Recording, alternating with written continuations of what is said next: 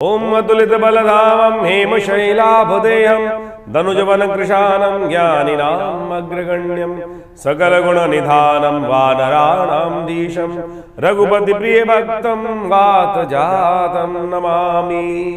मनोजवं मारुततुल्यवेगं जितेन्द्रियं बोधिमतां वरिष्ठं वातात्मजं वानरयूथमुख्यं श्रीरामदूतं शरणं प्रपद्ये। नमस्कार, स्वागत है आपका आचार्य वाणी में। मैं आचार्य डॉक्टर विक्रमादित्य आपके साथ हूँ। आज का विषय हमारा है मिथुन राशि वालों के लिए।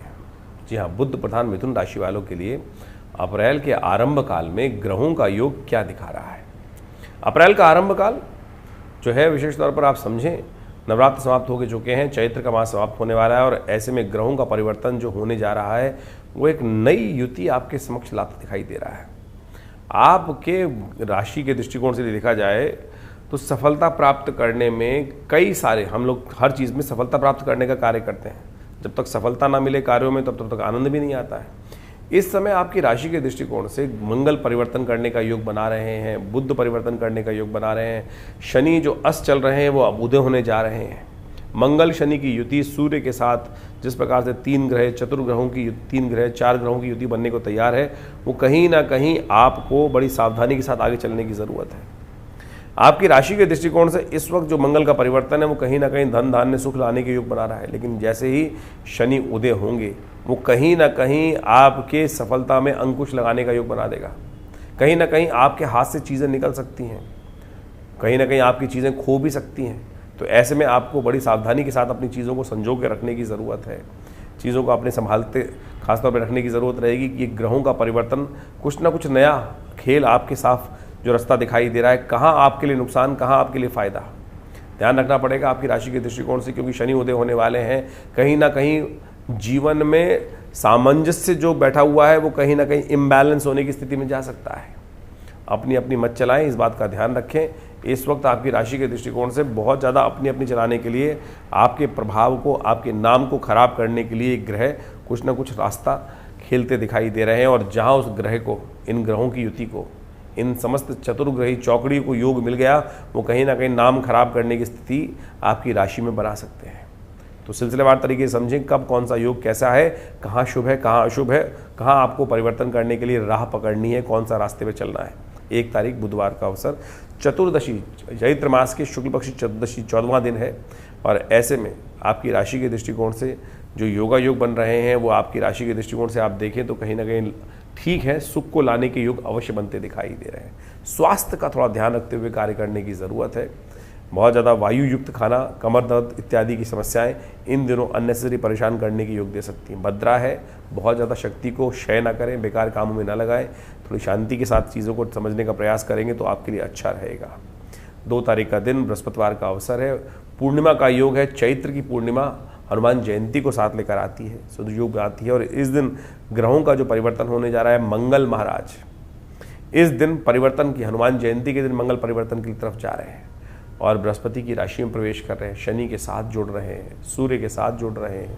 और यहीं कुछ दिन बाद शनि उदय होने वाले हैं, बुध का प्रवेश भी यही होने वाला है। आपकी राशि के स्वामी का बुध भी का भी योग इसी राशि में बनने वाला है। तो खास तौर पे ध्यान रखने की ज़रूरत है।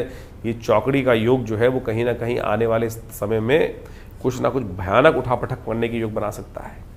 बने बनाए काम को बिगाड़ने का, शनि का उदय होते ही चीज़ें बनी बनाई जो हैं वो कहीं ना कहीं बिगड़ने की तरफ जा सकती हैं।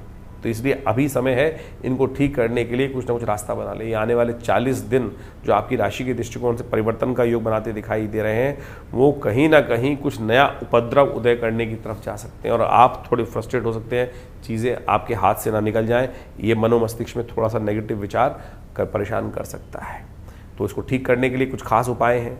इस दिन कम से कम हनुमान जयंती के लिए कुछ खास उपाय अवश्य कर लीजिए, जिससे आपके आने वाले समय में उन सब चीज़ों को आप ठीक कर पाएँ। आपकी राशि के दृष्टिकोण से हमें दिखाई देता है कि आप इस दिन, हनुमान जयंती वाले दिन, विशेष तौर पर हनुमान जी को प्रसन्न करने का प्रयास करें। क्यों? क्योंकि हनुमान जी इस संसार में अजर अमर हैं और वो समस्त देवतागण अपने अपने काल को पूर्ण करके चले जाते हैं, लेकिन हनुमान जी इस धरा पर हमेशा विद्यमान रहते हैं। तो आपकी राशि के दृष्टिकोण से सबसे अच्छा ये रहेगा कि आप इस हनुमान जयंती के दिन जो योग बन रहा है उस दिन पीपल के पत्तों की एक माला बनाकर, जितनी आपकी आयु है उतने पत्तों की माला बनाकर उन सब पे राम लिखकर हनुमान जी को अर्पित करने का प्रयास करें। ये बड़ा सुंदर उपाय है आपकी राशि के दृष्टिकोण से। आप करेंगे तो कहीं ना कहीं ग्रहों का जो नेगेटिव प्रभाव है उसको ठीक करने में आपको रास्ता मिलेगा। और हो सके तो हनुमान जी का सुंदरकांड का पाठ, सवा मनी का भोग भी अवश्य लगाने का प्रयास कीजिए। यानी चैत्र की पूर्णिमा के दिन हनुमान जयंती का सुंदर उत्सव रहता है, सुंदर योग रहता है। और एक बात माने, हनुमान जयंती हमारे यहाँ भारतीय संस्कृति में कहा गया अश्वत्थामा बलिर्व्यासो हनुमानश्च विभीषण। हनुमान जी जो है अष्ट चिरंजीवी के अंदर आते हैं, इस धरा पे विद्यमान है आज भी। तो आप सत्य माने हनुमान जी की आराधना सुंदर रूप से। और क्यों है इसका भी रहस्य समझ लीजिए। जब भगवान का समय आया, भगवान साकेत को जाने के लिए उद्धृत हुए, तब सबको कहा कि जो जो भक्त हैं आप सब साथ जाएंगे भगवान के साथ। जिन्होंने भगवान की भक्ति करी है उन सबको ये सौभाग्य प्राप्त हुआ। हनुमान जी से भी पूछा गया कि हनुमान चले, तो हनुमान जी ने पूछा महाराज कहाँ? बोले वहाँ जहाँ हमारा धाम है। बोले वहाँ क्या होता है? कथा बहुत लंबी है, छोटी कर रहे हैं आपको। भगवान वहाँ कहा कि वहाँ हम स्वयं विराजमान हैं। हनुमान जी ने कहा कि महाराज मेरे को आपके नाम में रस आता है। हनुमान जी इस धरा पर भगवान के नाम के लिए रह गए हैं, हमारे कल्याण के लिए रह गए हैं। जहाँ जहाँ सुमिरन भगवान का होता है हनुमान जी वहाँ अवश्य जाते हैं। ये संसारियों को भगवान के नाम की लौ जगाने के लिए ये भगवान का साकेत धाम ने भगवान नहीं गए, हमारे साथ रहे। और देवता चित्तर धरही हनुमत से ही सर्व सुख करही। इस बात का ध्यान रखना, वो द्वार जो है भगवान की तरफ जाने का हनुमान जी के द्वारा ही खुलेगा। तुलसीदास जी को भगवान के दर्शन हनुमान जी ने ही कराए, एक प्रेत की कृपा से कराए। कितनी सुंदर कथा शास्त्र में विद्यमान है, शायद आपने सुनी होगी। कहा जाता है कि तुलसी बाबा नित्य प्रति शौच को जाते हुए पानी लेके जाते थे, लोटा ले जाते थे, और वो बचा हुआ पानी जो था वो एक पेड़ पर नित्य प्रति डाल देते थे। बड़ी विचित्र कथा है। भगवान को दर्शन कैसे हुआ, तुलसीदास जी को भगवान के दर्शन कैसे हुए? कहा जाता है कि कुछ दिन लगातार ये क्रम चलता रहा, सालों तक चलता रहा। एक दिन उस पेड़ पे से वो प्रेत जो तृप्त हुआ और तुलसी बाबा के आगे आगे हुआ। तुलसी बाबा से बोला महाराज आपकी वजह से मेरा जो अतृप्त थी वो तृप्ति हुई, आप रोज जो जल डाल देते हैं। तो तुलसी बाबा ने कहा भाई मैंने कुछ सोच के डाला नहीं, तेरी तृप्ति होगी, बहुत अच्छा है। बोले इच्छा हो तो आप बताइए, अब क्या आपकी इच्छा क्या पूर्ण करूं मैं? तो कहा जाता है तुलसी बाबा ने तो एक ही बात कहा कि मुझे तो राम जी के दर्शन करने हैं। भगवान राम के दर्शन किस प्रकार से होंगे? तो प्रेत कहता है कि भगवान मैं तो भगवान के दर्शन तो नहीं करा सकता, लेकिन आपको एक रहस्य की बात बता सकता हूँ। जब उसने कहा कि भगवान के दर्शन नहीं करा सकते, तो तुलसी बाबा ने कहा फिर मेरा तेरा क्या काम? तो मुझे भगवान के दर्शन नहीं करा सकता, तो जो तेरा गति थी तो प्राप्त कर। लेकिन उसने कहा नहीं महाराज मैं रास्ता बता सकता हूँ आपको। बोले कैसे? बोले एक ऐसी ऐसी जगह है कि जहाँ पर हनुमान जी आते हैं, यदि हनुमान जी की कृपा हो तभी आपको। और पूरा रहस्य उसने बताया प्रेत ने हनुमान जी को, हनुमान जी का पूरा रहस्य तुलसी बाबा को, कि वो जो कथा का क्षेत्र है कि वहाँ पर नित्य प्रति सुनने आते हैं। बोले पहचानूंगा कैसे? बोले कोड़ी के रूप में आते हैं और सबसे पहले आते हैं, सबसे अंतिम में जाते हैं। तुलसी बाबा वहाँ गए, पहचानने का प्रयास किया। रोज एक नित्य प्रति व्यक्ति आता है, सबसे पहले आता है, सबसे आखिरी में आता है, कंबल ओढ़कर आता है। तुलसी बाबा ने 2-3 दिन बाद उस साधु के चरण पकड़ लिए। उन्होंने जब हटाया हटा कौन कौन कौन कौन, तो महाराज मैं पहचान गया आपको। तब हनुमान जी ने कृपा करी, चित्रकूट के घाट पर भई संतन की भीड़। और उसमें बहुत लंबी अद्भुत कथा है, ऐसे नहीं दिखाई दे गए। हनुमान जी ने जब कल्याण करने के लिए इसलिए चरण पकड़ लो।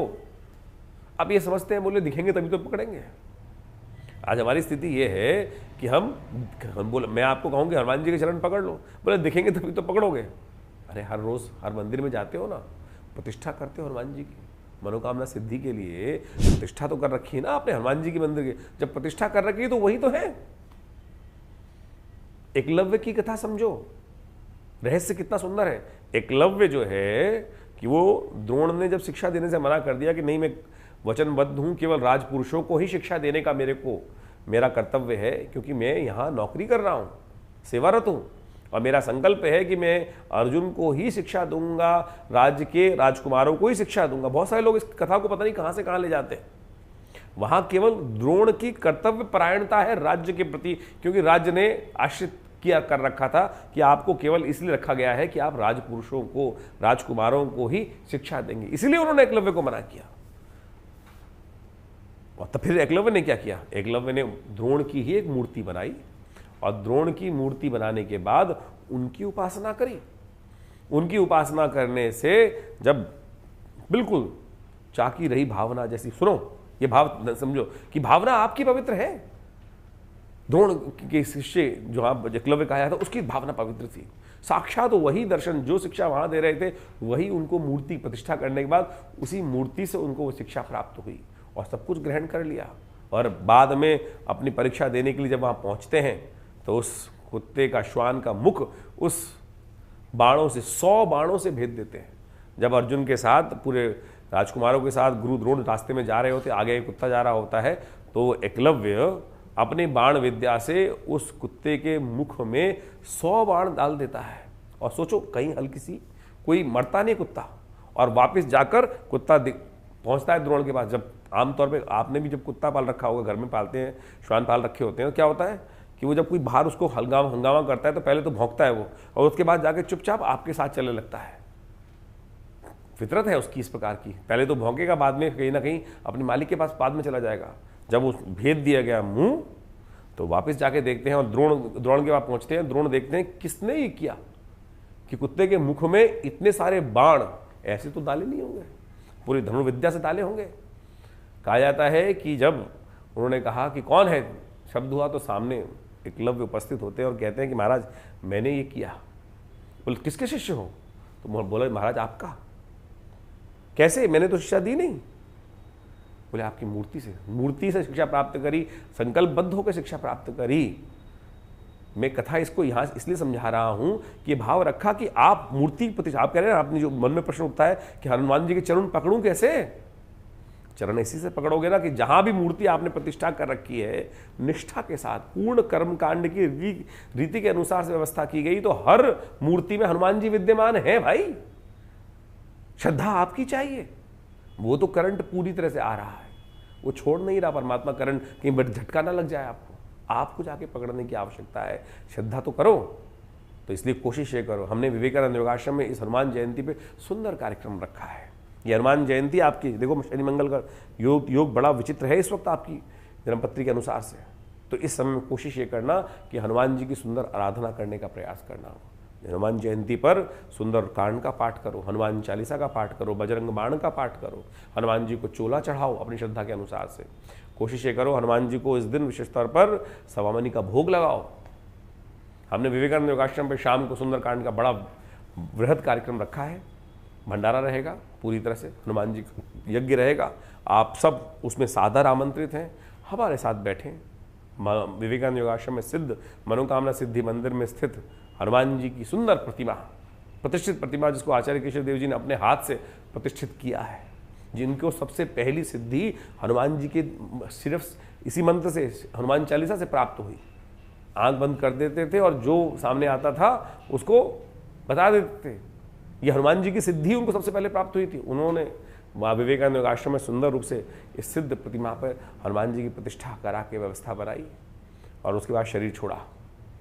तो आप वहाँ आकर सुंदर रूप से हनुमान जी की उस कार्यक्रम में, हनुमान जी के सानिध्य में बैठकर, जी हाँ, हनुमान जी के सानिध्य में बैठकर, तो आप समझें ये सुंदर व्यवस्था इस किस प्रकार की है। तो मैंने हम कथाओं के माध्यम से आपको सत्य समझाने का प्रयास किया, जो आपके मति भ्रम है उनको ठीक करने का प्रयास किया। बहुत सारे लोग यहाँ हमारे साथ कार्यक्रम में जुड़े होते हैं। कई बार मन में आ जाता है नहीं बोलूँ, लेकिन बोलना पड़ जाता है हमको। कई बार बोल देते हैं, कथा सुना देते हैं।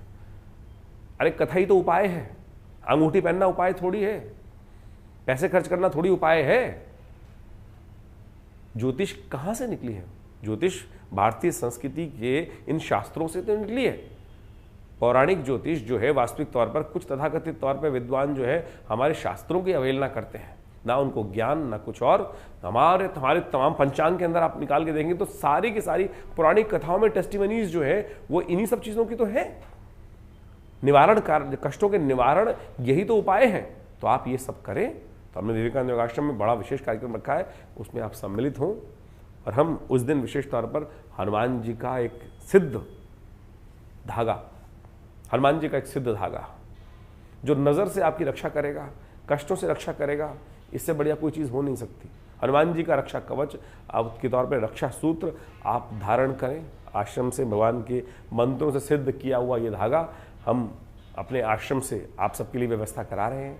अपने नाम, फ़ोन नंबर्स अपने आश्रम हमारे इन व्हाट्सएप नंबर्स पर आप भेजकर अपने तमाम स्थितियों के साथ जुड़ सकते हैं। भगवान की कृपा से आपके अद्भुत कष्ट दूर होने के योग बनेंगे।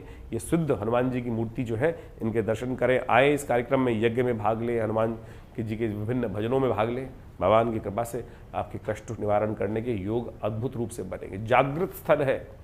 आचार्य श्री केशवदेव जी महाराज की कृपा से हमने वो बहुत सारी उनकी किताबों को जब पढ़ेंगे ना आप, तो आप सत्य माने कि आपको वो रहस्य पता चलेंगे कि सिद्धि क्या होती है, कैसे सिद्धि होती है, किस किस प्रकार से। कभी समय होगा तो उस बारे में बात करेंगे, तो अवश्य इस दिन भाग लें कार्यक्रम में, आपका कल्याण होगा। मिथुन राशि वालों के लिए 3 तारीख के दिन ग्रह गणना जो है वो एक बड़े सुंदर योग का निर्माण करती दिखाई दे रही है। और ये सुंदर योग का निर्माण जो आपकी राशि में होने जा रहा है, वो आप समझें आपके लिए विजय का शंखनाद करने के रास्ते बनाता दिखाई दे रहा है। जो भी आप काम कर रहे हैं उसमें कहीं ना कहीं यदि आप विश्वास रखें तो चीज़ें पॉजिटिव होने की तरफ जाने के बहुत अच्छे चांसेस बनते दिखाई दे रहे हैं। आने वाले 2-3 दिन खास तौर पर आपको तन मन धन का सहयोग मिलता दिखाई दे रहा है, आपका भी और बाहर का भी। यानी आप जहाँ भी चलेंगे चीज़ें आपके लिए जो है रास्ता स्वयं बनते दिखाई देंगे। इसको बहुत तरह से आप आजमा भी सकते हैं। इसको ज्योतिष को प्रत्यक्ष रूप से आजमाने की ज़रूरत है कि किन दिनों रास्ते आपके लिए भारी हैं, किन दिनों रास्ते बंद हैं। तो ग्रह गणना के अनुसार से कम गोचर ग्रह के प्रभाव से तो इस वक्त दिन दिखाई देते हैं कि आपके लिए बड़ा अच्छा है। अब ये गोचर का प्रभाव है, आपकी जन्मपत्री में कौन सी दशाएं चल रही हैं, कौन सी अंतर्दशा चल रही हैं, कहाँ कौन सा नेगेटिव योग बैठा है, लेकिन गोचर के दृष्टिकोण से समय आपके लिए बड़ा अच्छा रास्ता बना रहा है इस वक्त। उसका उपयोग आपको अवश्य करने का प्रयास करना चाहिए। 4 तारीख का दिन शनिवार का अवसर है, द्वितीया तिथि विद्यमान है। इस दिन वैशाख के महीने की द्वितीया है। वैशाख के कृष्ण पक्ष आरंभ हो चुका है। कार्तिक की तरह वैशाख का महीना भी बड़ा परम पवित्र माना जाता है।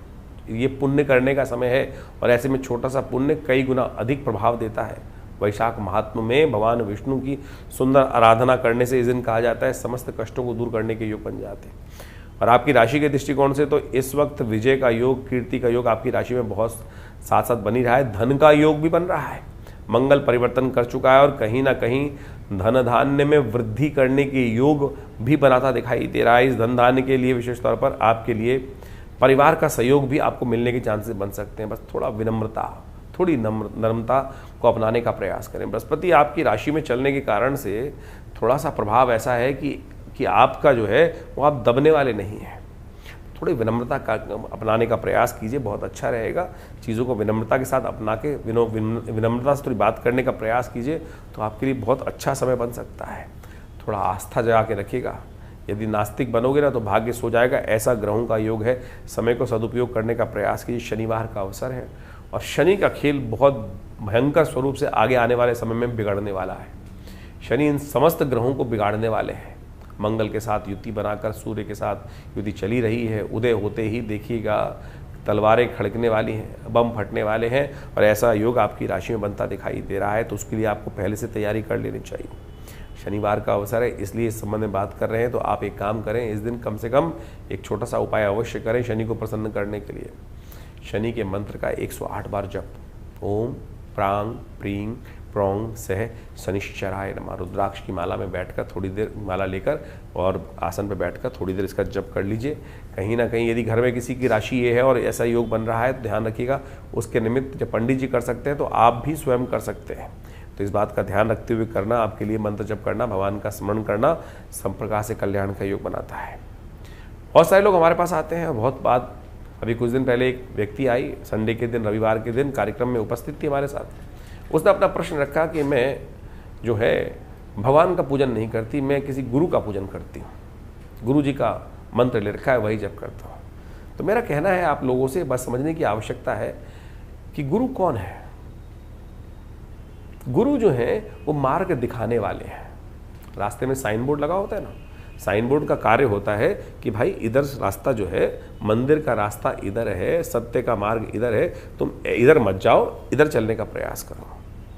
कोई बुद्धिमान व्यक्ति उस साइन बोर्ड के पास बैठता है, उस साइन बोर्ड को ही भगवान मान के बैठ जाएगा। अपने डेस्टिनेशन को, यानी उस मंजिल को, जो आपका आखिरी पॉइंट जहाँ पहुँचना है, वो साइन बोर्ड नहीं हो सकता है। साइन बोर्ड का अर्थ है आप जपने का प्रयास करें। तो आप इस बात को समझें, जो गुरुजन है वो तो परमात्मा का नाम जप कर रहे हैं। कुछ लोगों ने भ्रांति उत्पन्न करने का प्रयास किया और वहां कुछ गुरुजन अपनी पूंछ को बढ़ाने के लिए अपने आप को ही सर्वस्व मान के बैठ गए। और आज कलयुग में क्या स्थिति बन गई है कि हर घर में, हर स्थिति में ऐसे हो रहा है कि हर व्यक्ति कहीं ना कहीं अपने आप को ब्रह्म मान के बैठ गया है। तो ऐसी स्थिति में कम से कम उस माया के जाल में आप तो ना फंसे, सत्य मानने का प्रयास करें, फिर कष्ट क्यों नहीं आएगा। हम सत्य मार्ग से भटक जाएंगे। वो लोग कहते हैं कि हमारा तो गुरु सतनाम जप करने से ही, गुरु का नाम जप करने से ही हमारे कष्ट दूर हो गए। कारण क्या है कि आपके पुराने कर्म बहुत अच्छे थे जो कहीं ना कहीं वो बैंक अकाउंट में लेकर आए हुए हो। वो कुछ दिन तक, कितने दिन तक रोक पाओगे? जब तक चल रहा है चल रहा है। इसलिए सत्य मार्ग को अपनाओ। उस सत्यनाम जो वास्तविक तौर पर परमात्मा का नाम है उसको अपनाने का प्रयास करो, जिसको समस्त गुरुओं ने जपा। राम नाम गुरुओं ने जपा, कृष्ण नाम गुरुओं ने जपा, और हम केवल गुरु नाम को ही स्मरण करके बैठ जाते हैं। तो ऐसे पदभ्रष्ट ना हो, तभी जीवन में कष्टों का योग बनता है। तो इसको समझने का प्रयास करेंगे।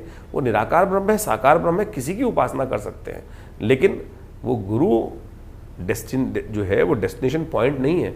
गुरु उस मार्ग को दिखाने का रास्ता है, उसको अपनाने का आपको प्रयास करना चाहिए।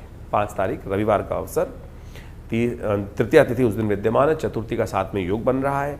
और उस दिन ग्रह नक्षत्रों के दृष्टिकोण से आप ग्रहों का प्रभाव समझें तो परिवर्तन की तरफ ग्रह जाते दिखाई दे रहे हैं। शुक्र महाराज भरणी नक्षत्र में प्रवेश कर रहे हैं और चंद्रमा परिवर्तन करते दिखाई दे रहे हैं। और ये चंद्रमा का परिवर्तन जो होगा शाम के समय, वो कहीं ना कहीं कुछ स्वास्थ्य संबंधी समस्याओं को कहीं ना कहीं उद्धृत करता दिखाई दे रहा है। शुक्र का ये परिवर्तन जो आपकी राशि में होने जा रहा है वो कहीं ना कहीं आपके लिए एक नई उम्मीद लेकर आता दिखाई दे रहा है। तो कुछ अच्छा कुछ खराब दिन दिखाई देता है। दिन काफ़ी अच्छा है, दिन का सपोर्ट देने का प्रयास करें, लेकिन एग्जॉस्ट ना हो, इस बात का ध्यान रखें। स्वास्थ्य का सबसे पहले ध्यान रखें। देखिए, स्वास्थ्य संबंधी समस्याओं को ध्यान करने के लिए आपके लिए सबसे ज़रूरी है इम्यूनिटी को बूस्ट करने का प्रयास करें, स्वास्थ्य का पूरा ध्यान रखने का प्रयास करें। सबसे पहला काम भगवत नाम लें। रविवार का अवसर है, इस दिन चतुर्थी का व्रत करते हुए भगवान गणेश का स्मरण करेंगे, थोड़ा यज्ञ करेंगे तो बहुत अच्छा रहेगा। 5 तारीख को रविवार के दिन चतुर्थी का व्रत है। बैसाख की चतुर्थी का सुंदर अवसर पड़ रहा है और ऐसे में बैसाख की चतुर्थी जो होती है बहुत अद्भुत योग बनाती है। शास्त्र के अनुसार से एक बात ध्यान रखें, जिस प्रकार से कार्तिक का महत्व है उसी प्रकार से बैसाख का महत्व भी है। रविवार का अवसर है तो हमने इस दिन भगवान गणेश को प्रसन्न करने के लिए गणेश यज्ञ आश्रम पे रखा है। भगवान गणेश समस्त विघ्नों को दूर करने वाले हैं और समस्त विघ्न जब तक दूर नहीं हो जाते तब तक सफलता नहीं मिलती। एक बात ध्यान रखें, हमारे जीवन में कई प्रकार के कष्ट कई बार आ रहे होते हैं क्योंकि हमारे जीवन में कहीं ना कहीं हम बहुत सारे सही मार्ग पे नहीं चलते हैं। तो कभी कभी गणेश जी का यज्ञ अवश्य जीवन में स्थान देने का प्रयास करना चाहिए। भगवान गणेश सर्वप्रथम पूज्य है। कहा गया है कि गणेश जी के जो 12 नाम स्तवन कर लेता है उसके जीवन से बहुत सारे कष्ट अपने आप चले जाते हैं। कहा गया सुमुखश्चैकदन्तश्च कपिलो गजकर्णकः लंबोदरश्च विक्टो विघ्ननाशो विनायक धूम्रकेतुर्गणाध्यक्षो भालचंद्रो गजानना 12 तानि नामानि यः पठे शृणुयात् विद्यारम्भे विवाहे च प्रवेशे निर्गमे तथा संग्रामे संकटे चैव विघ्नस्तस्य न जायते। उनके जीवन में विघ्न नहीं आता है। तो नित्यपति इन नामों का स्मरण करें। इसीलिए हमने इस वैशाख के महीने में चतुर्थी के सुंदर योग पर विवेकानंद आश्रम में गणेश यज्ञ रखा है। गायत्री यज्ञ के साथ साथ गणेश यज्ञ रहेगा जो सुबह करीब करीब आरंभ होगा 8 बजे से, और उसमें आप सब लोग बैठ सकते हैं। गायत्री का यज्ञ रहेगा, साथ में गणेश जी का यज्ञ रहेगा, गणेश जी के विभिन्न चमत्कारिक मंत्रों का स्तवन रहेगा। और इसके साथ साथ इस दिन यहाँ भंडारे की एक सुंदर व्यवस्था है और साथ साथ रामायण का स्वाध्याय भी चल रहा है विवेकानंद योगाश्रम में। रामायण का स्वाध्याय आमतौर पे आप सब लोग जब पाठ करते हैं, जो भी चाहे हनुमान चालीसा का चाहे सुंदरकांड का, तो केवल जामवंत के वचन सुहाए सुनि हनुमंत इसी प्रकार जल्दी जल्दी कर चले जाते हैं। जय हनुमान ज्ञान गुण सागर जय कपीस तिहुँ लोक उजागर। आवश्यकता है उस कथा के स्वाध्याय की। रामचरितमानस हिंदी में अवधि में इसलिए लिखी गई थी कि लोग उसके भाव को समझ सकें। कैसे बनेंगे आप राम, कैसे राम के आदर्श आपके जीवन में आएंगे, पाठ करने से नहीं आने वाले, उसका अनुसरण, उसको शब्द को मस्तिष्क में बैठाने से, उस कथा के मूल को मस्तिष्क में बैठाने से। तो इसलिए हमारे यहाँ विवेकानंद योगाश्रम में करीब करीब आज से 12 साल पहले रामायण रामचरितमानस का स्वाध्याय शुरू हुआ।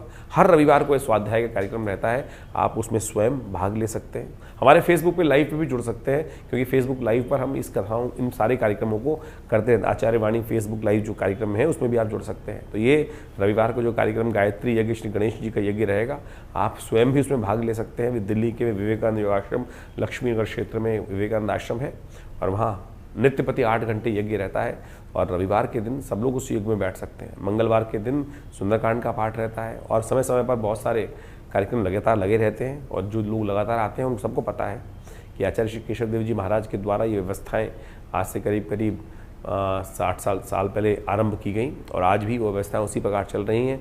आप भी भगवान के आध्यात्मिक लाभ को लेने के लिए, साक्षात चमत्कारिक दर्शन करने के लिए, जी हाँ, 500 साल पुरानी प्रतिमा है माँ भगवती की, जो आश्रम पे विराजमान है। 500 साल पुरानी, जो पाकिस्तान मुल्तान से हमारा सौभाग्य है कि हमको उनको आश्रम पे जो हमारे आश्रम पे भगवती प्रतिष्ठित हैं।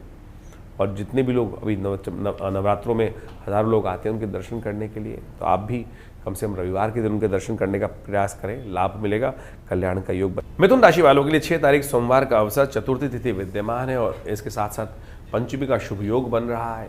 ग्रह थोड़े भारी दिखाई देते हैं। अगर हम दूसरे दिनों की तुलना में देखें तो कहीं ना कहीं संघर्ष ज़्यादा दिखाई देता है। अननेसेसरी की चिंताएं मन को परेशान करती दिखाई दे रही हैं। उन चिंताओं को थोड़ा साइडलाइन करना पड़ेगा, नहीं तो वो बहुत ज़्यादा व्यापक रूप से भविष्य के बारे में चिंतन करना बहुत ज़्यादा जरूरत नहीं। प्रत्यक्ष वर्तमान में रहकर चीज़ों को समझते हुए कार्य करने का प्रयास कीजिए। और एक बात ध्यान रखिए, कई बार क्या होता है कि व्यक्ति की स्वयं की नज़र भी स्वयं पर लग जाती है। कई बार हम अपने कार्य को इतना ज़्यादा लिप्त हो जाते हैं कि हमें लगता है अरे देखो कितना अच्छा मैंने काम कर दिया, और कई बार खुद की नज़र खुद को लग जाती है। तो इस बात का ध्यान रखना चाहिए, आप कम से कम अपनी नज़र उतरवा लीजिए। ये दिन आपकी नज़र उतारने के लिए बहुत ज़रूरी है, नहीं तो कुछ ना कुछ कष्ट होने के योग आपकी राशि में बनते दिखाई दे रहे हैं। चाहे वो स्वास्थ्य, चाहे वो बाजारू, कहीं ना कहीं किस समस्या उत्पन्न हो सकती है। इस दिन गुरु तेग बहादुर साहब की जयंती भी है।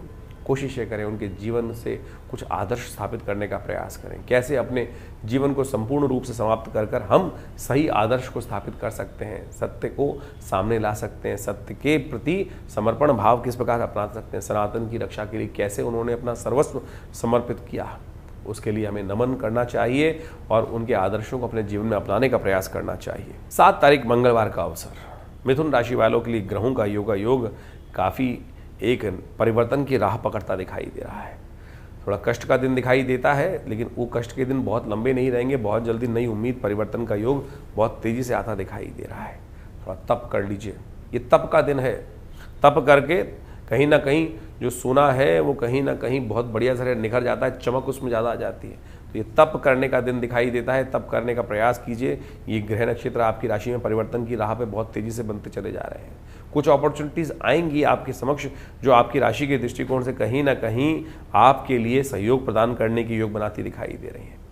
और आपके कुछ सहयोगी तरक्की को प्राप्त करने के योग भी बना सकते हैं। इन दिनों आपके ग्रह उनका सपोर्ट करने की तरफ ज़्यादा सपोर्ट करते दिखाई दे रहे हैं। लेकिन शनि उदय होने वाले हैं और वो स्थिति समस्त को परिवर्तन करने की तरफ जाते दिखाई दे रहे हैं। ऐसे में उस शनि के परिवर्तन का खास तौर पे प्रभाव पूरे संसार पे पड़ने वाला है और आपकी राशि पर भी कई प्रकार के योग, चतुर्ग्रही योग निर्माण हो जाएगा आपकी राशि में शनि के उदय होते ही।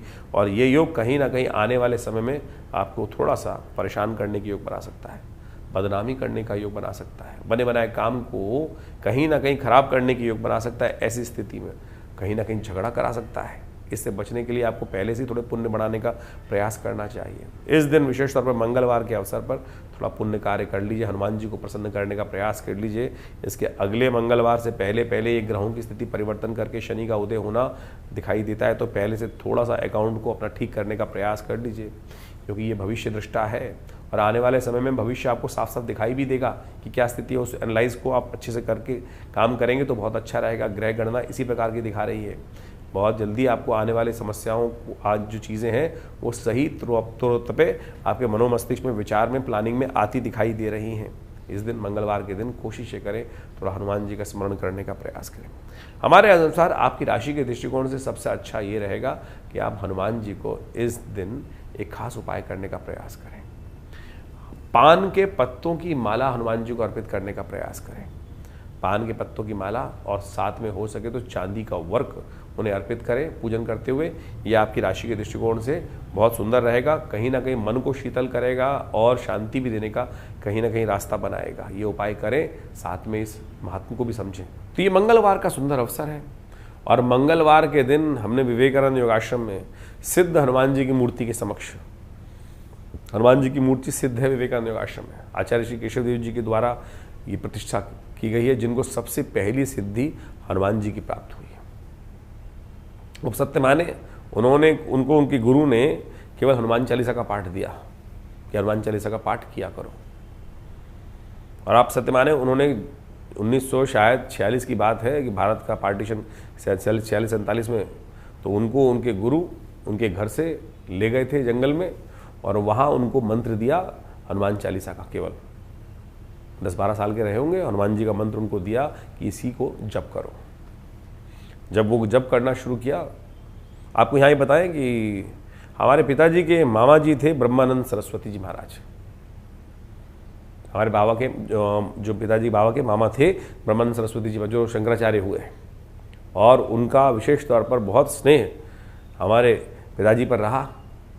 और जब हनुमान जी की साधना उन्होंने करी तो सत्य माने उनको वो सिद्ध हो गई। तो जिन बाबा जी के साथ वो जंगल में गए थे और उन्होंने कुछ प्रश्न किया, और सत्य माने उन्होंने अपनी जीवनी में लिखा है, और जो उनसे प्रश्न किया वो अगले दिन अखबार में छपा था।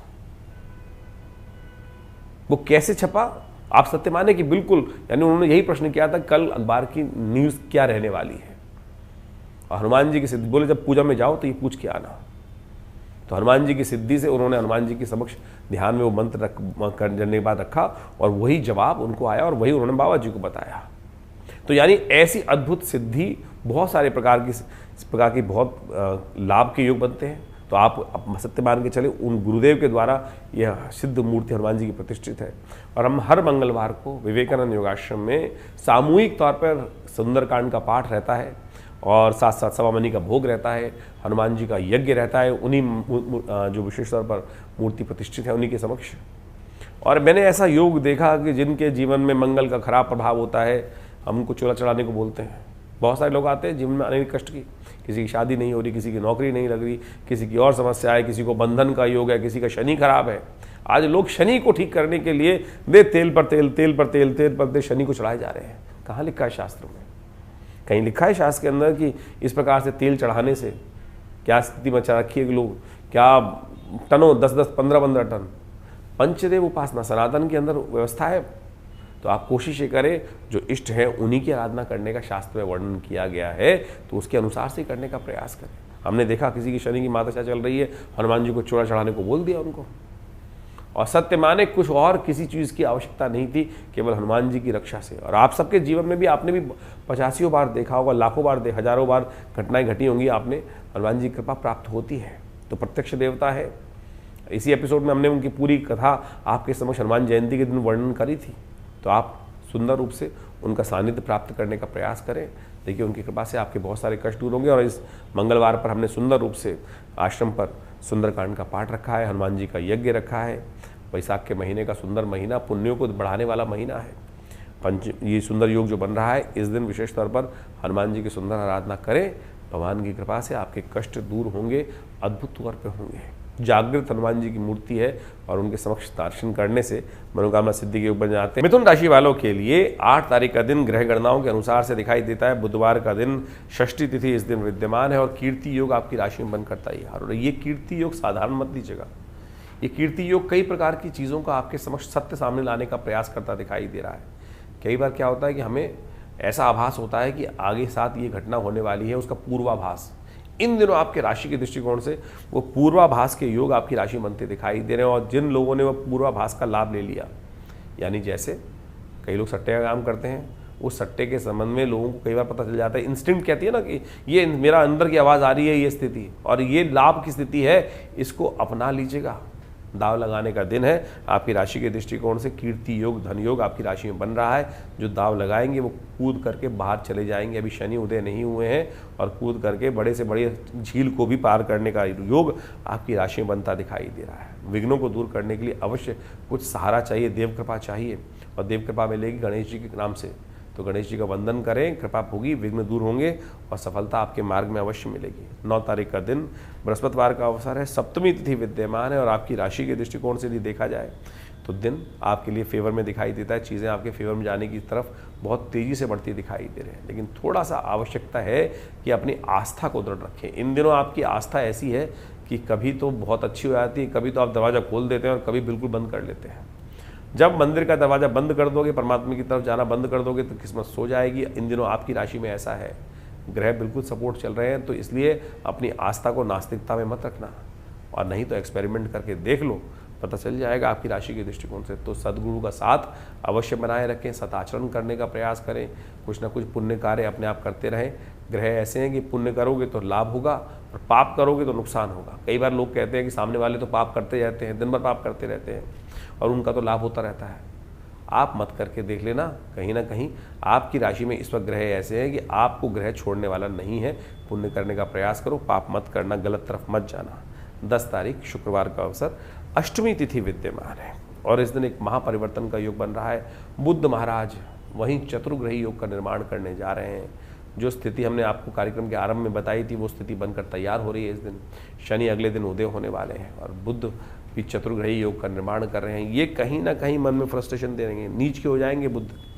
इस दिन चंद्रमा परिवर्तन की तरफ जा रहा है और ये चंद्रमा का परिवर्तन कहीं ना कहीं दुविधा को उत्पन्न करता दिखाई देगा। सुबह अच्छी दिखाई देती है, लेकिन शाम आते आते कहीं ना कहीं ग्रहों की स्थिति बिगड़ने के योग बनते दिखाई दे रहे हैं। आने वाले समय में ग्रहों का योगा योग जिस तरफ ले जा रहा है उसके उपाय हमने आपको ज़रूर बताए हैं। कोशिश ये करें इस समय को सही समझने का प्रयास करें। शनि का उदय होना, मंगल के साथ जाके बैठना, सूर्य के साथ उनकी युति बनाना, बुद्ध का वहीं अस्त अवस्था में हो जाना, बुद्ध का जो है नीच अवस्था में जाकर बुद्ध के साथ कहीं ना कहीं ये स्थितियां जो हैं ग्रहों को नेगेटिव तरफ आपकी राशि के दृष्टिकोण से ले जाती दिखाई दे रही है। मिसमैनेजमेंट होने के योग बनते दिखाई दे रहे हैं, तो आपको थोड़ी आस्था बना के रखनी पड़ेगी, सही मार्ग पकड़ना पड़ेगा। शनि का उपाय लगातार करने की ज़रूरत है। शनि स्तोत्र पाठ, शनि मंत्र जप जितना ज़्यादा करेंगे, हनुमान जी का सहारा जितना लेंगे, उतना आपके लिए रक्षा कवच बनता रहेगा। ग्रहों की युति आपने अभी समझी कि जो आपके अप्रैल के आरंभ काल में आपकी राशि के दृष्टिकोण से आपने के कुंडलियों में बनी हुई है, लग्न के हिसाब से, राशि के हिसाब से बनी हुई है। लेकिन ओवरऑल प्लैनेटरी को इस वक्त समझने का प्रयास करें, क्या स्थिति हुई है। खर मास चल रहा है, सूर्य की शनि के साथ युति चल रही है, जिसके कारण से शनि अस्त चल रहे हैं। शनि अस्त जब चलते हैं तो अपने प्रभाव को धीरे धीरे कम कर देते हैं। कहीं ना कहीं उनका पूरा प्रभाव कहीं ना कहीं समय समय समाज के लिए कई कुंडलियों में देखा जाए तो बहुत अच्छा भी हो जाता है। लेकिन एक बात समझें, अब शनि उदय हो जाएंगे, मंगल शनि की युति बनकर तैयार हो रही है और ये मंगल शनि की युति जो है इस वक्त पूरे विश्व में कहीं ना कहीं आपदाओं को और ज़्यादा बढ़ाती दिखाई देंगी। और ये मंगल शनि की युति में यदि कहीं भी कुछ ना कुछ थोड़ा सा गलत स्टेप हुआ तो छोटी सी चिंगारी एक विस्फोट में कहीं ना कहीं परिवर्तन करने की योग बना सकती है। अब ज्योतिष के दृष्टिकोण से इस बात को समझना चाहिए कि ऐसा नहीं हो सकता कि पूरे विश्व में एक ही प्रभाव हर एक व्यक्ति को बने। कहीं एक कष्ट आता है, कोई बीमारी हुई, कि सारे लोग थोड़ी मर जाते हैं, सारे लोग थोड़ी कष्ट में आते हैं। कुछ कष्ट में बहुत ज़्यादा कष्ट में चले जाते हैं, कुछ कम कष्ट में होते हैं, कुछ बिल्कुल बच जाते हैं। कारण क्या है? कारण है हमारे द्वारा किए गए कर्म। शुभ हैं तो हमारे साथ कहीं ना कहीं कष्ट होने के योग बन जाएंगे। जितने ज़्यादा हमारे कर्मों का अनुसार से समय है, उसके अनुसार से कर्मों का प्रभाव है, वही प्रभाव हमको भोगना पड़ेगा। कर्म से ही प्रारब्ध बनता है, इस बात को हम समझ लें। बहुत सारे लोगों का मत ज्योतिष के दृष्टिकोण से रहता है कि जब होना ही है, इसी प्रकार से घटना है, तो फिर हमारे कुछ कर्म कुछ भी कर लें, सोच लें, उससे परिवर्तन का योग नहीं बनेगा। नहीं, बिल्कुल बनेगा, कर्म से बनेगा। शुभ कर्म से दुष्कर्म कट जाते हैं। हम ग्रह गणना बताते हुए आपको कुछ ना कुछ उपाय जरूर बताते हैं। उपाय करने से क्या होता है? उपाय वही है जो कर्म को सुधारता है, यानी नेगेटिव कर्मों को कहीं ना कहीं हम पॉजिटिव कर्म कर कर उन चीज़ों को सुधार सकते हैं। इस बात को हम समझ रहे हैं। अब चाहे वो कौन सा मार्ग पकड़ लें, मंत्र का पकड़ लें, दान का पकड़ लें, पुण्य का पकड़ लें, यज्ञ का पकड़ लें, परमात्मा की कृपा से पकड़ लें, या कोई बहुत सारे और उपाय जो बहुत सारे संसार में चलते हैं। देखिए, कर्म का फल अवश्यमेव भोक्तव्यम कृतम कर्म शुभाशुभम, शास्त्र के दृष्टिकोण से इस बात को हमको अवश्य समझ के रखना चाहिए। खैर, विशिष्ट तौर पे इस बात को हम समझें कि आपकी राशि के दृष्टिकोण से जो ग्रहों का योग चल रहा है, और इस समय में अब शनि जो है वो अब उदय होने के लिए अप्रैल के मध्य में योग बना लेंगे, और मंगल के साथ में युति उनकी हो चुकी है, जो वो कहीं ना कहीं विश्व को भयावह स्थिति में डालने की योग बना सकती है। शांति के साथ अपने जो उपाय हमने आपको बताए हैं वो अवश्य शांति के साथ करने का प्रयास करें, और ये कर्म जो सही रूप से उपाय हम कर रहे हैं वो कहीं ना कहीं हमारे लिए छाते का काम अवश्य कर सकता है। छाते का, जी हाँ, परिस्थितियों को बदलने के लिए इतनी सामर्थ्य करने की आवश्यकता नहीं है कि बहुत बड़े व्यापक रूप से करें। छोटा सा छाता भी हम ले लेते हैं तो बारिश से, उस धूप से और कहीं ना कहीं उस डायरेक्ट इम्पैक्ट से हम अपनी रक्षा कर सकते हैं। इतना ही होगा कि जो छींटे हमारे पैरों पे आ जाएंगी, पूरा भीगने से हम बच जाएंगे, पूरा कष्ट में जो रेजिस है उससे कहीं ना कहीं हमारी रक्षा हो जाएगी। ये प्रभु का नाम, जो उपाय शास्त्र के दृष्टिकोण से बताए गए हैं वो इसी प्रकार से कार्य करते हैं। बहुत सारे उपाय शास्त्र में जगह जगह वर्णित रहते हैं। अच्छे से तो ये है, हम राशि के दृष्टिकोण से तो व्यापक तौर पे तो बहुत कुछ बता देते हैं आपकी राशि आपकी लग्न के अनुसार से, लेकिन जन्मपत्री को अच्छे से विश्लेषण करना परम आवश्यक रहता है बहुत सारी चीज़ों में। लेकिन अब देखिए 12 राशियों में तो एक बात समझें कि पूरा संसार विभाजित करने का एक तरीका है। ज्योतिष में समय समय पर इसमें शोध हुए, बहुत ज़्यादा परिष्कृत, जितना सूक्ष्म जाएंगे उतना ज़्यादा उसका प्रभाव हमें समझने को मिल सकता है। फर्दर जो डिवाइड करके हम लोग बहुत सारी चीज़ें कर लेते हैं, जैसे एक तो मूल जन्मपत्री हुई, उसके अंदर फिर राशि आई, राशि के अनुसार से 12 में बांटा, फिर नक्षत्र ज्योतिष चलती है, और उसके बाद बहुत सारी इंटरनल कुंडलियों को बनाने के बाद हम जो चार्ट बनाते हैं उन चार्ट्स को अच्छे से एनालिसिस करने की आवश्यकता होती है, और उसको सही रूप से जान सकते हैं क्या कुछ किस प्रकार से घटने की योग बन रहा है। बहुत सारे लोग, अभी कुछ दिन पहले हमारे पास एक व्यक्ति का फ़ोन आया, वो जानना चाहते थे कि भाई क्या दिन पर दिन जो घटनाएं मेरे साथ किस साथ घट रही हैं वो जान सकते हैं। आप बिल्कुल जान सकते हैं। ज्योतिष के दृष्टिकोण से सपना भी आपको आ रहा है, उसका वर्णन भी शास्त्र मिलता है कि यदि सपनादि अवस्था में ग्रह होगा तो वही सपना आपको उसके प्रकार से दिखाई देगा। लेकिन उतना शोध, उतनी मेहनत जन्मपत्री पे करेंगे कैसे? किया जा सकता है बिल्कुल, उतना समय, उतनी इन चीज़ों को लिए आज हम सब एक संसार में रहते हैं, और संसार की आपाधापी के अंदर समय किसके पास है? लेकिन अगर इतना माइन्यूटली स्टडी करने की ज्योतिष विज्ञान के अंदर ज़रूर व्यवस्था है। हम और आप उस पर कितना मेहनत कर पा रहे हैं, कितना टाइम दे पा रहे हैं। बहुत सारे लोग तो केवल एक्सपेरिमेंट, उपहास बढ़ाने के लिए ही कहते हैं नहीं बताइए हम कौन सपना आएगा। उतना डिटेल इंटरप्रिटेशन करने के लिए समय भी चाहिए, बहुत सारी चीज़ें चाहिए, लेकिन पद्धति बिल्कुल सही है ज्योतिष के दृष्टिकोण से।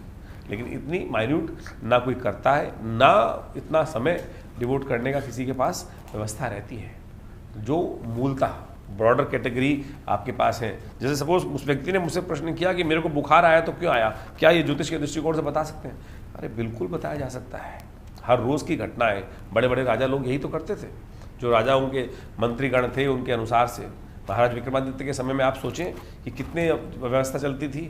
हमको ये एक ज्योतिष के अंदर बहुत विचित्र कथा चलती है, जिसके अंदर कहा जाता है कि महाराज विक्रमादित्य के दरबार में शनि और बृहस्पति दोनों पहुँचे, और महाराज ने जो न्याय किया, सही न्याय किया, उसके अनुसार शनि रुष्ट हो गया। और शनि के शास्त्र के दृष्टिकोण से कहा जाता है कि शनि ने उनको श्राप भी दिया कि जब मेरी दशा आएगी ना, तब तुम्हें पता चलेगा कि शनि का प्रकोप क्या होता है।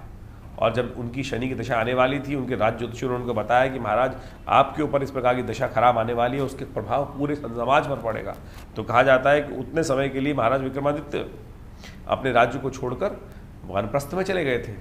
जब वापस आए, और कहा जाता है जब वो गए तो कुछ काश्यापण अपने साथ ले गए थे, कुछ काश्यापण स्वर्ण की मुद्राएं अपने साथ ले गए थे कि जीवन यापन हो सके। एक जगह छोले खाने के लिए एक जो छोले वाला था उससे लिए, और वहाँ 2 काश्यापण रख दिए।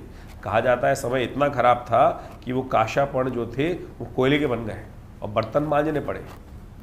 यानी बर्तन मांजने पड़े, ऐसी व्यवस्था जो अवस्था आ गई। तो ये मान के चले कि ज्योतिषियों ने तो बता दिया था सही, बदलने का सामर्थ्य किसमें? बदलने के लिए पुरुषार्थ सही रूप से, सही दिशा से करने की आवश्यकता है, यानी जाना जा सकता है जो व्यक्ति का। लेकिन उतना व्यवस्था बनाइए, पालिए बहुत सारे विद्वानों को, और उनसे व्यवस्थाएं से, गणनाओं से सीखें। बड़े बड़े लोग हैं आप सब लोग, उसकी व्यवस्था करने का प्रयास करें। लेकिन लोग करना नहीं चाहते कोई व्यवस्था, केवल लोग अपने लिए जानने के लिए प्रश्न चिन्ह लगाकर दूसरे को केवल इस भाव के नहीं सब गलत है, हमें तो बता के दिखाओ तो हम चमत्कार देखें तब जाने। चमत्कार से कुछ नहीं होता है। ज्योतिष की गणनाएं, विवेचनाएं हैं और उनको सही रूप से समझकर बिल्कुल प्रत्यक्ष प्रभाव से, लाखों वर्षों से ज्योतिष की गणनाएं बिल्कुल ठीक है। हमें आपको समझाने की या किसी व्यक्ति को समझाने की बिल्कुल आवश्यकता नहीं है। वो सामने वाला जो व्यक्ति प्रश्न चिन्ह कर रहा है ना, स्वार्थी है, स्वार्थी है। अपने स्वार्थ की हींग लगे ना फिटके, रंग चौका चाहता है, करना कुछ चाहता नहीं। सारा का सारा दारमोदार जो है वो ज्योतिष विज्ञान के ऊपर डाल देता है। बताओ मुझको, बताओ क्या होगा, कैसे होगा। क्यों बताए ज्योतिषी आपको? उसके लिए एक व्यवस्था है, उसको पालन करने का प्रयास करें, खुद सीखिए, कोई दिक्कत नहीं। आप सीख सकते हैं। किसी के प्रश्न में है तो पहले खुद पढ़ तो सही। अगर पढ़ेंगे, अध्ययन करेंगे तो सब जितने प्रश्न हैं उनका समाधान बहुत बढ़िया रूप से जान सकते हैं। जिस व्यक्ति के ज्ञान पर डिपेंड करता है। सकल पदार्थ हैं जग माही, कर्महीन पुरुष पावत नाही। ये बात अच्छे समझ लेना चाहिए। तो हम इस उदाहरण को आपके समक्ष लिए उपस्थित कर रहे हैं कि बात हमारे बीच में हुई तो हमने ये बात रखी कि बहुत सारे लोग, हर एक कोई लिख के भेजता है कभी कुछ कि हम तो जानना ही चाहते हैं, हमें बता ही दीजिए आप। उसकी व्यवस्थाएं हैं बिल्कुल, बहुत सारी चीज़ों को सही रूप समझकर और सत्य माने। हमने लाखों लोगों के साथ हमारा संपर्क है। दिल्ली में आश्रम चल रहा है इतने पुराने वर्ष सालों से, पिताजी के साथ कितने साल से, 1980 से तो मुझको होश है कि मैं कितने हजारों लोगों को बताया, सही समझाने का प्रयास किया। नहीं समझता आदमी, जब गड्ढे में गिर जाता है तब वापस आता है और बताता है कि महाराज आपने बताया था, मैं समझा नहीं उस वक्त।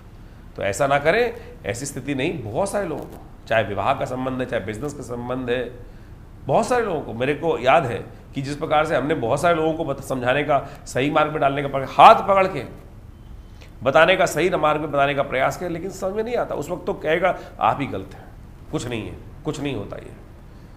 तो ऐसी स्थितियां एक नहीं है।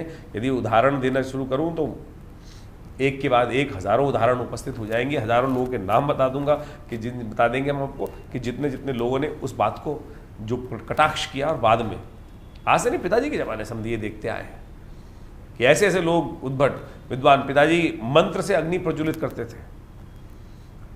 1957 में या 1953 में, शायद 1953 के अंदर स्टेट्समैन अखबार ने एक आर्टिकल छापा, फ्रंट पेज पे हमारे पिताजी का फोटो छपा। दिल्ली के एक राउज एवेन्यू उन दिनों रोड होती थी, जहाँ पर आज बीजेपी का ऑफिस है, वहाँ उन्होंने यज्ञ किया और मंत्र से अग्नि को उपस्थित कर दिया। नेताजी खड़े हो गए, बोले मुझे जला के दिखाओ, तब मालूम में चमत्कार होता है। आप माने, अगर ये चमत्कार दिखाने के लिए, जबकि स्टेट्समैन ने जब छापा तो वहाँ पर साइंटिस्ट बैठे थे, बड़े बड़े लर्नेड स्कॉलर्स बैठे थे, और उन सबके समक्ष वो बात की गई। ऐसे बहुत सारे लोग उत्पन्न होंगे जो कटाक्ष करना चाहते हैं। भारतीय संस्कृति चमत्कारों से परिपूर्ण है और इस बात को हमको समझ लेना चाहिए। तो आप ये बात मान के चलें कि बिल्कुल शास्त्र में जो जो विधान लिखे हैं, जो जो विज्ञान के बारे में, चाहे मंत्र विज्ञान, यज्ञ विज्ञान, सब चीज़ें लिखी हैं, वो कहीं ना कहीं पूर्ण परिष्कृत है, पूरी व्यवस्थाओं को सही रूप से रखती हैं, लेकिन आपको स्वयं उस पर कार्य करने की आवश्यकता है। आश्रम पे बहुत सारे कार्य लगातार चलते हैं। आज भी नित्य 8 घंटे यज्ञ चलता है। पूरा बहुत बड़ा विवेकानंद नेचुरोपैथी हॉस्पिटल चल रहा है, आयुर्वेद का, योग का, और हम रोज प्रति देखते हैं बहुत सारे लोग अपने उससे लाभ लेते हैं और ठीक होते हैं। लेकिन आपको अपने कर्मों को ठीक करना पड़ेगा, सही कर्म। ज्योतिष, हमारा जो मत है वो ज्योतिष में व्यवस्थाओं को सही करते हुए हम कर्म ठीक करें। मंत्र विज्ञान, परमात्मा की आराधना, ये सब कर्म को ठीक करने का रास्ता है। दान पुण्य इत्यादि जो भी कर्म है वो पुण्यों को ठीक करने के। इतने उत्सव आ रहे हैं, एक के बाद एक उत्सव आते हैं, हम आपको आमंत्रित करते रहते हैं। बहुत सारे लोग तो प्रश्न कर देते हैं, बहुत सारे लिख के भी लगा देते हैं कि पब्लिसिटी है। अरे लोगों को सही तरफ लगाना, पब्लिसिटी करना कोई खराब नहीं है। कोई शराब की पार्टी करने के लिए या कुछ और गलत काम करने के लिए, जो भी गलत काम करने के लिए लोग पब्लिसिटी लगा देते हैं, मैं कहता हूँ उनको ही पाप लगता है जो पब्लिसिटी करके। हम तो पुण्य के लिए आपको आमंत्रित करते हैं, यज्ञ के लिए आमंत्रित करते हैं, जो भी व्यवस्था है पुण्य कर्म करने के लिए। आप जो कर्म करेंगे उससे कहीं ना कहीं समाज का भी प्रभाव होगा। सही जगह सही कर्म करने के लिए हम ये व्यवस्थाएं चलाने का प्रयास कर रहे हैं। आश्रम में जैसा हमने कहा, आपको नित्य प्रति 8 घंटे यज्ञ होता है। रविवार को उसमें सब लोग बैठ सकते हैं और कोई दान पुण्य नहीं मांगते हैं आपसे, कोई दान थोड़ी मांगते हैं हम उस यज्ञ में बैठने के लिए। बहुत सारे लोग करते हैं जी, भूल जाते हैं, हम सामग्री के पैसे भी तक नहीं लेते किसी से। आश्रम व्यवस्था करता है कि सब लोग आए, भंडारा भी खाएं, बिल्कुल चखाए आते हैं, और किसी से कोई दान की पर्ची तक नहीं काटी जाती आश्रम से। भगवान की कृपा से ये व्यवस्थाएं पिछले करीब 70 सालों से तो चली रही हैं। तो तो आप समझें कि आप इस सही मार्ग पर चले तो आपके जीवन के कष्ट बिल्कुल ठीक होने के योग बन जाएंगे। तो इसलिए कटाक्ष करना छोड़ें। सबसे पहले कटाक्ष, आज इस भाव को हमने आपके समक्ष इसलिए रखा तो कई लोगों ने, कई अभी नवरात्र गए हैं, नवरात्रों में कितने लोगों ने बैठ के एक साथ यज्ञ किया, आए सब लोग बैठ के भंडारा भी किए, भगवती के दर्शन किए। माँ भगवती राष्ट्रीय विग्रह जो आश्रम में विराजमान है वो 500 साल प्राचीन शिव विग्रह है। पाकिस्तान मुल्तान से 1947 में तो आश्रम पे आया भगवती का वो शिव विग्रह। उन्हीं के सानिध्य में बैठकर ये कार्यक्रम सुंदर रूप से होता है। गौशाला का सुंदर कार्यक्रम, गौ सेवा के कार्यक्रम चलते हैं। समाज में क्या स्थिति है हम आपको बताएं। समाज में ऐसी बुरी स्थिति है और सबसे बड़ी विचित्र स्थिति हमारे अंदर, अपने हमारे समाज में। गौशाला में लोग पुण्य करने जाते हैं, गाय को रोटी डालने आते हैं, रोज तो डालने जाएंगे नहीं। आप समझो, मैंने ऐसी व्यवस्था अपने आश्रम में देखी है कि महाराज आ रहे हैं खाना डालने के लिए, 1 हफ्ते पुरानी रोटियां उठा के लेके आ रहे हैं और गाय को खिलाने जा रहे हैं। रोक दिया कि भाई क्या लग रहा है, पूरी लगी रोटी डाल रहा है? बोला नहीं जी, टाइम मिला 3 दिन से। 3 दिन से टाइम नहीं मिला तो भाई तेरे को टाइम नहीं था, गाय की सेवा करने का शौक है तो व्यवस्था बना। 3 दिन से गाय भूखी रही थी तेरे लिए, उसके बाद रोटी कूड़े में फेंकने के बजाय गाय को डाल दिया। पुण्य हो रहा है? पुण्य नहीं हो रहा है। यह स्थिति है वास्तविक तौर पर। यही लोग करते हैं कहीं ना कहीं। गाय, जो उपाय बताया जाए, गाय को जीव मान के बैठे, जीव नहीं मान रहे आप। तो आप बताइए, कोई आपके घर में कोई व्यक्ति आपको 3 दिन बासी रोटी खिला दे, भूई लगी हुई रोटी, तो क्या आप क्या करेंगे उसको? बेचारी गौ निरीह प्राणी कुछ नहीं बोल रही है और उसको ठीक करने के लिए फिर व्यवस्था बना। ये तो हमारे समाज की स्थिति है। फिर कहते हैं कष्ट जीवन में क्यों आते हैं? कहीं ना कहीं तो स्थितियां हमने ही अपने कर्मों से बिगाड़ी है। तो कोशिश ये करें, इस बात को सही समझने का प्रयास करें, अन्यथा ना लें तो बहुत अच्छा रहेगा। प्रश्न चिन्ह करने से पहले कुछ बातें अवश्य, जो प्रमाणित बातें हैं उनको सही रूप से हम अवश्य अपने जीवन में स्थान देने का प्रयास करें। देखिए, संसार में बड़ी विचित्र स्थिति है,